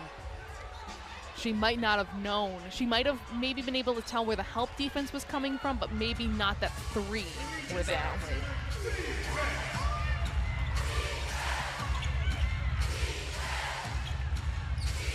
Gray to Wilson, kicking out to Hamby. Lots of ball movement by the aces, but it's always going to touch the paint, and Collier comes away with it. Liking Shepard's defense in this game. She's been good. She played minimally in the first half, but was put back in, provided a spark, and she's stayed out. Fouls, looking for Clarendon. Difficult finish, and she gets the 2. Clarendon can make something happen out of nothing. Hamby stepping into a 3. It's not there. Rebound to McBride.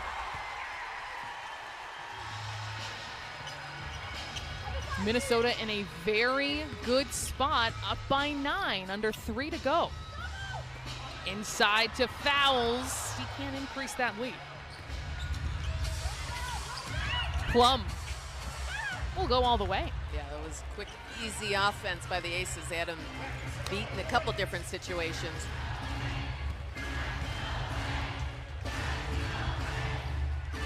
It's a 7-point game now. Cambage fronting Sill. Sill is trying to direct her guards, saying point it up, get it up high for me. Shepard trying to dump it in, and it's shot clock violation, a turnover either way. Plum accelerating, and she will shoot 2. Yeah, it's a smart play by Plum. 2 minutes to go in this 4th quarter. A tight one here at Target Center. Vegas trying to make a move, coming back from a long sustained second half deficit. Kelsey Plum of the Las Vegas Aces trying to eat into this second half deficit they have faced for much of the latter parts of this game. Vegas just a few minutes ago, the 3-minute mark, down by 9. And that makes it 5.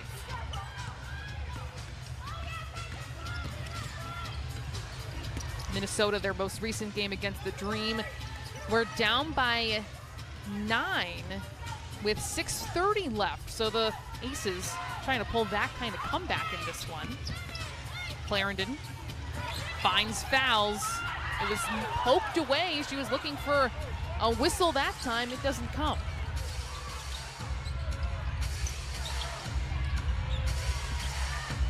Plum attacking and finishing. She has been a spark for the Aces and one for her. Yeah, she sure has, and she's bringing a lot of emotion right now to her team that needs it, but her ability right here to attack and get to the basket, she's made some really good decisions the last few minutes of this game, trying to get her team pumped up.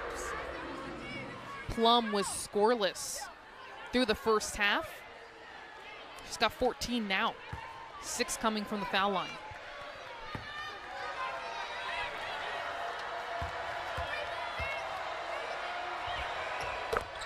And she will complete it. In fact, Plum, through the first 3 quarters, all of her 14, or rather her 15 points, have come in this fourth quarter. Almost stolen away.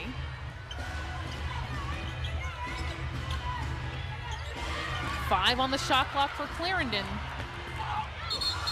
Right into the face of Gray, who takes that hard charge. Yeah, give Gray credit there. She could sense that Clarendon was coming hard in the lane, and she was ready.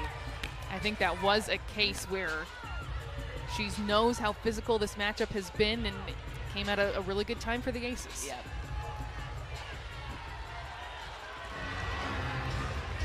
It's a 2-point game. Again, at the 3:11 mark, it was a 9-point lead for the Minnesota Lynx. 1 minute to go. Very much a ball game, but Cambage throws it away. It's the first bad pass we've seen from big to big in this game, and it comes at a critical time with a minute left. Timeout called on the floor after a huge play. And Minnesota, do you think that there is concern setting in? I mean, you've seen this lead evaporate, but how do you make sure that that does not manifest and when they come back onto the floor? Well, I can tell you I'm concerned. Yes. I'm concerned because the Lynx are up by 2. We're on a 7-0 Aces run. And Plum seems to be in charge of all of this. Like, she has been super impactful in the last few minutes. And well, it's exactly what you've talked about, the bench and the depth of the Aces. You said at halftime that that could end up surfacing with Minnesota not able to equal that punch. Here's a look at where we're at from some individual stats. Fouls, Collier, amazing game so far. Balanced scoring really on both sides. Yeah, you see the expected athletes having great games in this one, which, you know, you got to win with your best in this one, and the Lynx don't have as many options to win with, but they're sitting on a 2-point lead with 1 minute and 1 left.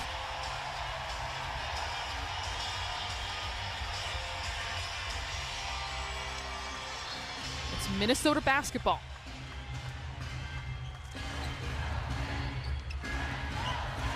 Clarendon will get it to McBride into the post for Collier. Had to reach out for that one, being physical with Wilson, trying to shoot over her. And the Aces have it. 40 seconds to go for Las Vegas, trying to extend their win streak to 6. They're going to try to go to Wilson, I bet. Plum finds Wilson, but stopped by Minnesota.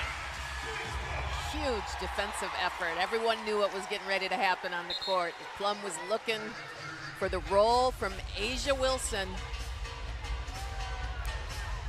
I'm going to review this call to determine possession. Sylvia Fowles had a similar play in the Dream game where she came from the opposite block in order to block a shot, and it looked very similar there where that looked like it was going to be a clear layup for Wilson. Right, and that's, you know, that's her length and her athleticism, her ability to, you know, she also knows what Wilson is looking to do as well. Well, a replay being looked at the moment to make sure the ball's placed in the right spot. 32 seconds left. Minnesota had a 9-point lead as early as as recently, I should say, at the 3:02 mark. And if you look at the play of Plum with 15 points, 3 assists, she kind of uplifted her game and started distributing and playing harder and kind of moving, pushing the pace to get points for her team when it was most needed.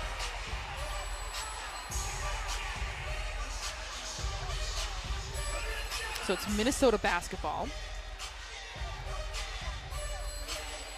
And Leah, since you were just talking about Kelsey Plum, I want to correct, she had 6 points at the end of the third quarter, so still a fantastic fourth, but all of her points coming at least in the second half. Got it.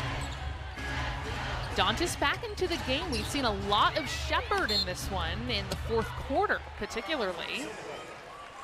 That's knocked away. Still Minnesota basketball. Hey, let's go.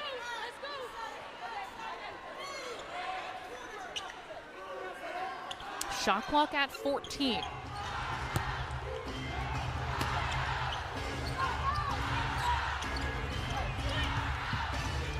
Fouls looking for McBride. Setting a screen for her, pulling up. And a rebound to Wilson. Quickly a timeout, and now the Aces are in a position to win the game. Yeah, they sure are. And I think we're going to see, again, the connection between the 1 and the 5 in this, as I would have Kelsey Plum push that pace, get that ball down court, and try to get it to the best player on the court. This is Wilson. What did you think of the Lynx last possession and having McBride with that mid-range? That's not a shot I dislike. I like most shots that McBride takes because she can hit big shots. But it was just off by a bit, just by a bit.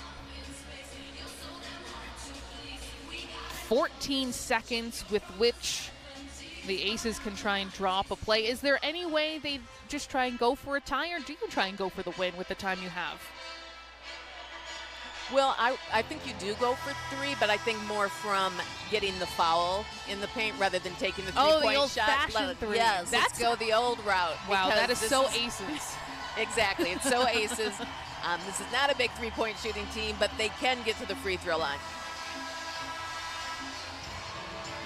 Pride Night here at Target Center. A fired up crowd throughout this evening. They've been rewarded with excellent, high quality basketball. Just a great game. And even though it's tough to see this late lead evaporate, we're going down to the wire.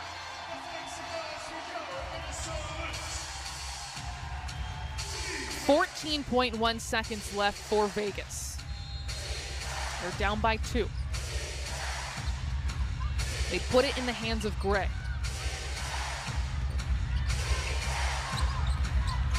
Wilson loses it, out of bounds, still Vegas ball.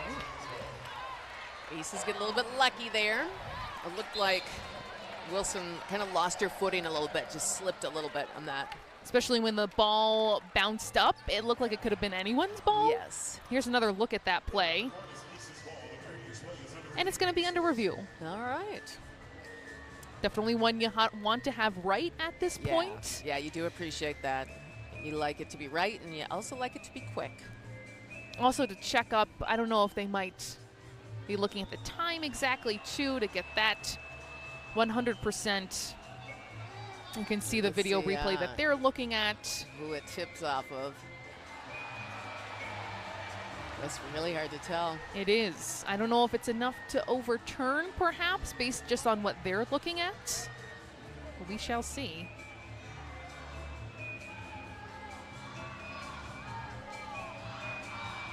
Well, there have been 18 ties and lead changes. Minnesota has held the lead for the majority of the second half.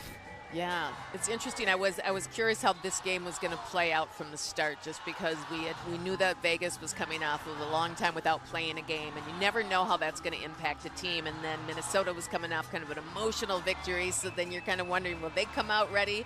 And both teams, I thought, came out really strong at the start and have played really solid basketball all the way through. It's been a good game. Still under review to determine the call. It was whistled. Las Vegas basketball. It looks like we'll have a decision soon.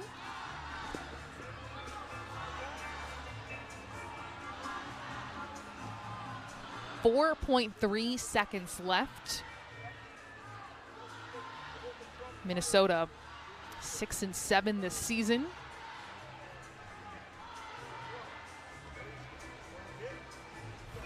Still waiting to see. I mean, this is such a big moment to determine possession. This is between the Lynx getting fouled and holding on to win, or potentially facing a game-winning shot. Yeah, that's exactly right. And it will stay Aces basketball. Right, so they couldn't determine that it was anything different than what they originally called. They did add 0.2 of a second as well, 4.5 now on the clock. A lot of options here.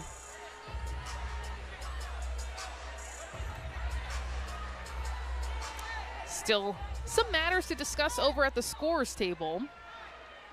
But Jackie Young will be taking it out, Collier guarding her.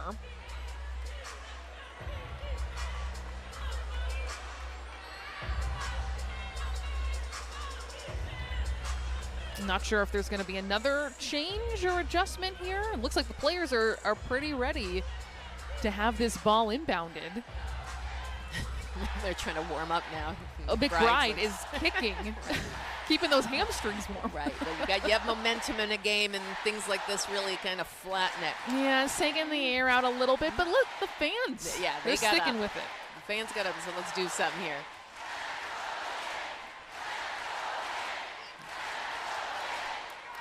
I very cautiously will say we're ready? Question mark? I think so. I think you're right. Here we go. Here it is.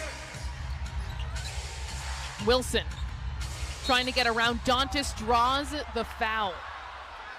And that would be as expected.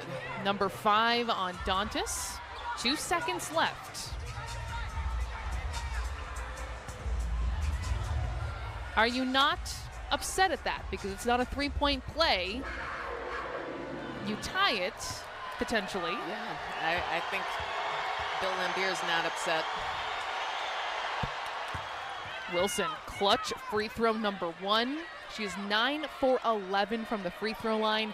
Teams have shot a combined, I don't know if you've realized, 51 free throws tonight. Wow. And Wilson ties the game calmly and assertively. And the Lynx now will have a chance for the game winner. Yeah, with 2 seconds left on that clock. Well, we see them every time you see them in shoot around, and at the end of every practice, how do they finish up their practices? Half-court shots. That's and right. So I'm always amazed at how many of them actually go in. So this is something that has been practiced, but I think that's what we're going to be needing to do. Otherwise, we're looking at some OT. It's very possible at this point. It's been, I would take free basketball of this game. And Leah, it is going to be in their front court. So when you look at this situation, because of the timeout, it's probably not enough time to get it into Sill for her to do a move. So maybe they're looking for Fee. Yep. Oh, we're and gonna go another talk about timeout. Exactly. And if they just listened to us, we just said, get the ball into Collier and let's get rolling here.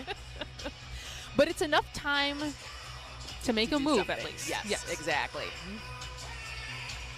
But I'm with you.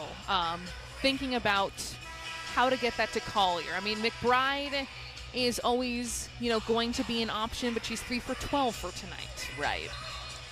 Who else has the hot hand in this one? I mean, it's really been the posts. And I don't know if we have time to dump that down low and turn around and do a shot out at the same time. So Clarendon, the inbounder. That's Collier right at the top of the key. See if Dantas comes up to set a...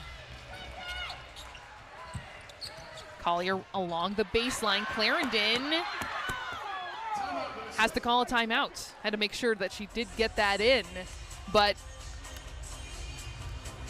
a little problematic that they were not able to get that ball in. Yeah, that's going to be key for trying to get the win, is getting the ball in. Thank you. But I just mean with the multiple timeouts they've had this time. So no, it is critical, and these are the moments. Like it looks easier than it actually is when you're trying to inbound a pass at the last minute of a game. It's very stressful. And 2 seconds has the pressure of it, of you really can do something here. It doesn't have to be a heave. It doesn't have to be a Hail Mary. It can be, a good-looking shot potentially on how the play's drawn up. Different play here that Minnesota goes with. Clarendon into foul. She'll face up, and we're going to overtime. So it did end up getting into a post player. And we're going to step aside and have timeout overtime coming up in just a moment. Game tied at 82. Free basketball here at Target Center. Overtime at Target Center. The Minnesota Lynx against the Las Vegas Aces. 40 minutes was not enough to determine this one. Yeah, so it 5 sure extra wasn't. minutes to go. Minnesota was up by 9 at the 3-minute mark, but they did not score again from 3:11 on. They were up 82 to 73. And meanwhile, for the Las Vegas Aces, Kelsey Plum came in and decided she was going to score and disperse the ball to her teammates and got them in a great situation. Clarendon, a nice-looking long-range 2, very much needed for Minnesota to break that scoring drought. Yeah, Minnesota's still shooting the ball well. It's 47.8% from the field. Gray, no good off glass, but Cambage is there. That's not there either. Yeah, those are shots that the Aces don't usually miss.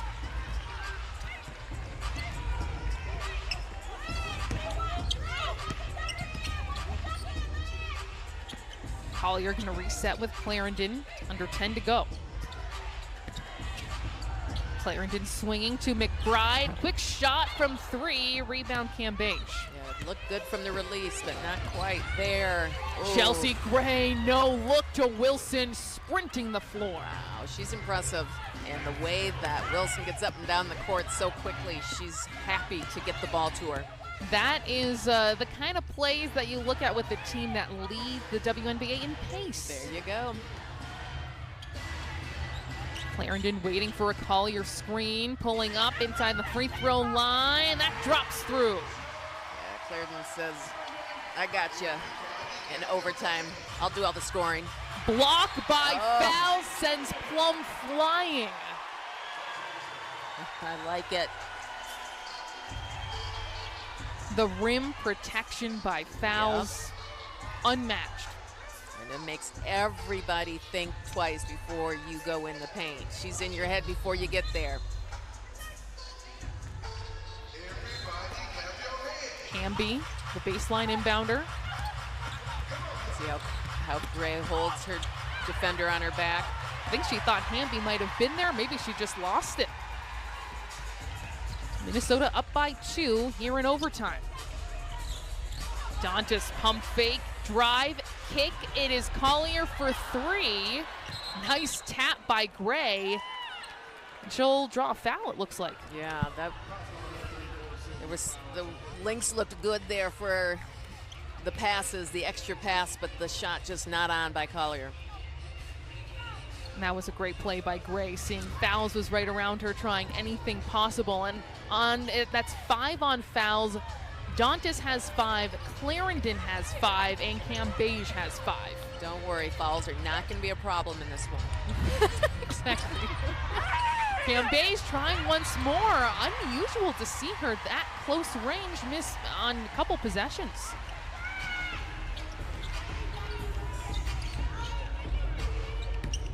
McBride, high screen from Fouls. McBride doesn't find anything, and it goes out of bounds. Yeah, she's feeling like that got tipped.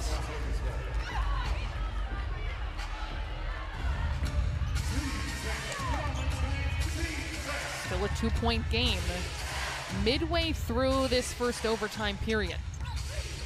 Ooh, foul against, I believe, McBride. That sent Cambage to the ground. On McBride, that's just her second.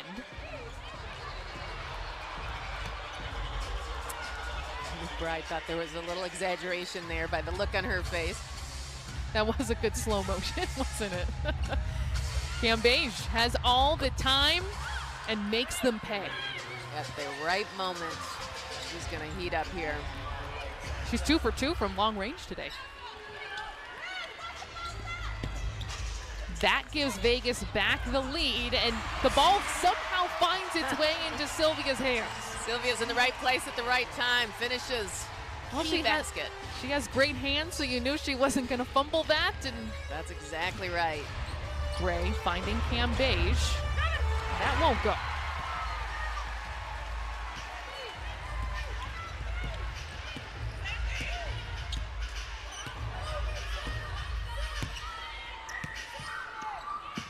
Clarendon to Dantas. 7 seconds on the shot clock. Clarendon dropping it into fouls. The patience on that possession. Loving the energy that Clarendon has brought to this game. Clarendon with 7 assists, fouls, is up to 30 points with that. 13 rebounds and 4 assists today. Yeah.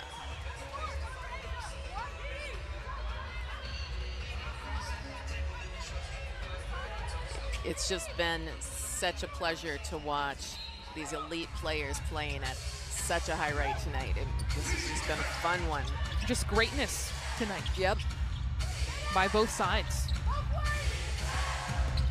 Plum guarded by McBride in a tough spot. Cam Beige looking for a long 2, and it's good. She's been shooting better from 15+ feet than right at the basket this overtime. You're right. A 1-point lead for the Minnesota Lynx.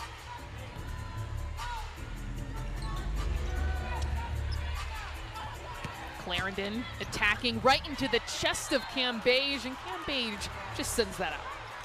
Walks right past her. We know Clarendon knows how to use her body, but Cam Beige knew what she was doing there. Not when I'm over here. That's not happening. So Clarendon back as the inbounder. Lobbing into Fouls, who collects herself, and it's short. A 1-point game.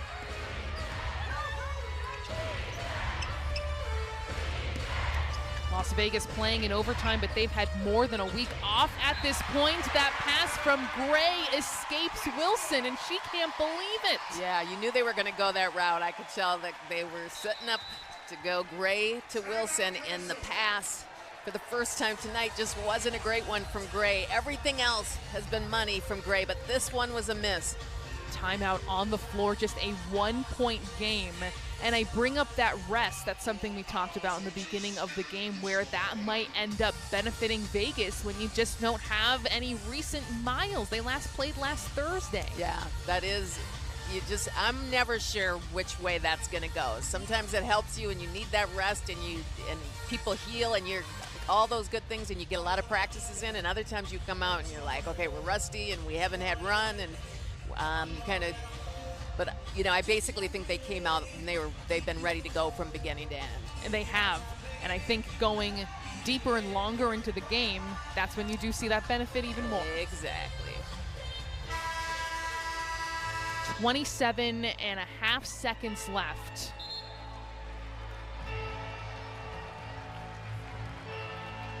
Minnesota coming out strong in this overtime period. They were held scoreless for over 3 minutes to end the game. They led by 9. It slipped away, but they have a 1-point lead and a chance to regain this victory. They've led the majority of the second half as well.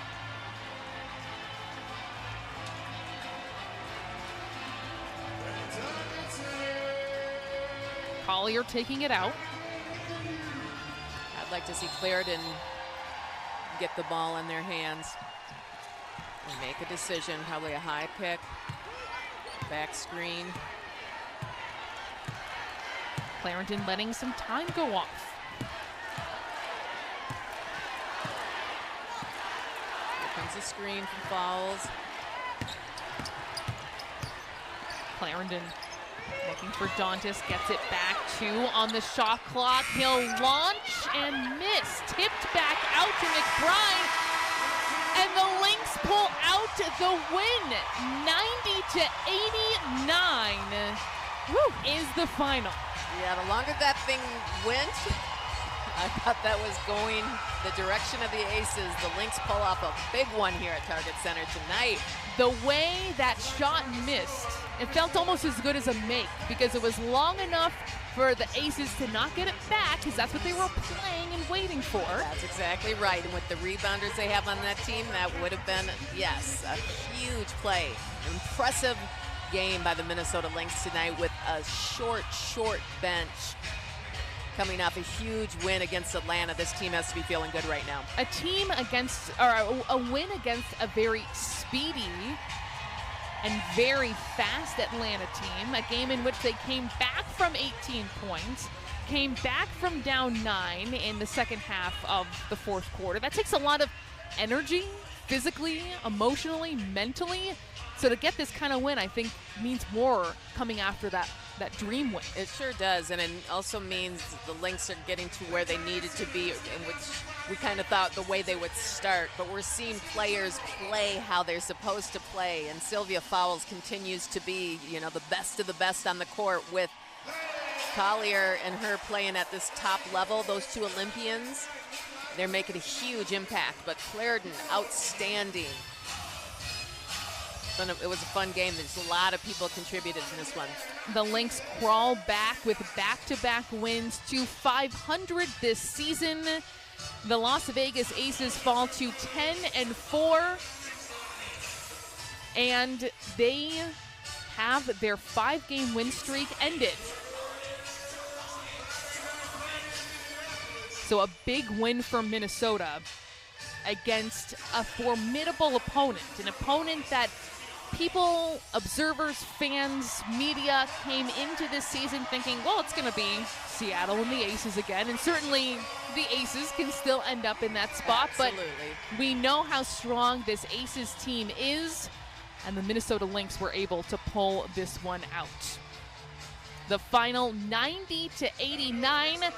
Joining us is Lynx center Sylvia Fowles. Thank you for the wave. Congratulations on the win. You end up with a monster game tonight. Was that momentum coming in from the dream win, going up against Liz Cambage, or just wanting to get this win tonight? What was going on with you? It was a combination of everything. Coming off a good win in Atlanta, playing that back at home in front of our fans, and then me just proving to myself that I can actually get it done multiple games. So it was a combination of everything. Sylvia, when I interviewed you at the start of the season, you talked about how hard last year was, and being injured and being in that bubble and how difficult it was. And this year to see you healthy and playing so well, how does it feel to have this season playing out how it is? It feels good. I'm very thankful. I know we talked at the beginning of the season, and my goal was to make sure I try to stay healthy as long as possible. And it's been working out in my favor, so I'm just trying to give my teammates everything that they need when they need it. Sylvia, what did you think about playing alongside Laysia Clarendon tonight? A huge performance of 20 points, 7 assists as well, really coming up big in overtime especially. She's a veteran guard, and she knows how to get you the ball, but she's also smart, so she knows when to take it to the hole, when to pass, and she knows how to feed too. So it's been a great pleasure working with Laysia, and I'm just happy that we got her at the time that we got her. Sil, sometimes when the game starts, I feel like I can tell if you guys are going to have a good game. And, like, the way you guys started, there was just, like, energy in your passes. Did you feel that? Is that? Yes, that's been something we've been talking about, too. We've been struggling in the first quarters and the third quarter, so we try to pay attention to that and making sure we come out with a lot of energy, making sure we coming out with a lot of energy and giving the bench energy, too. So it's how we start. And if we start not so good, then the bench come in and they do the same thing. All right, Sylvia Fowles, congratulations again on the win. A monster effort, a lot to be proud of tonight. Thank you. All right, Sylvia Fowles, who just keeps saying it because Cheryl Reeves said it, the best center in the history of the game. You heard her say she wanted to show she could have that kind of game back-to-back. She goes 30, 14, 4 assists, and 4 steals, 4 block shots as well. Yeah, I love that. I love that she sent a message tonight as well, you know, going up against Liz Cambage, and her emotions were in check, and she didn't get frustrated, and she just played at a high level. I just think Sylvia Fowles is the best of the best. We will wrap things up here from Target Center when we come back. A 1-point overtime win for Minnesota. The Minnesota Lynx take down the Las Vegas Aces by 1 point in overtime, and also ending the Aces' 5-game win streak. They improved to 7-7 this season. Las Vegas dropping to 10-4 this season. Just going to go over a couple of stats. Sloan Martin along with Leah B. Olson. Wrapping things up here from Target Center, we have to, again, talk about Sylvia Fowles. 30 points, 14 rebounds. Got to catch my breath here. 4 assists, 4 steals, and 4 block shots as well. Just a monster game coming off of an effort in which she had 26, 19, and 5 blocks. Nafisa Collier with 23 from Minnesota, 20 from Lasia Clarendon as well, 10 for 15. Absolutely key. Doing this all with only 2 bench points for Las Vegas. Asia Wilson, 28 points, 14 rebounds. Liz Cambage, 18 and 20 herself. Monster performances from all of these posts, and overall just a high-quality game. Yeah, we saw a good one here tonight, and I'm glad that the Lynx ended up on the winning end of it. So I think it will be an important win for them this season. 54 points in the paint. They shot the ball well. They took care of the ball with only 13 turnovers, so they're doing the little things well right now, and I think that's what Cheryl Reeve is going to be looking at. It's the small things. It's coming out those screens. It's hitting your shots at the free throw line. All those things look good in this game. 2 wins in a row for Minnesota, hoping to put things together at the right time. Just a couple games left before the long Olympic break. The final here at Target Center, 90-89 for Leah B. Olson and our crew. I'm Sloan Martin. Good night from Target Center. We will catch you next time here, wherever you watch your Lynx basketball.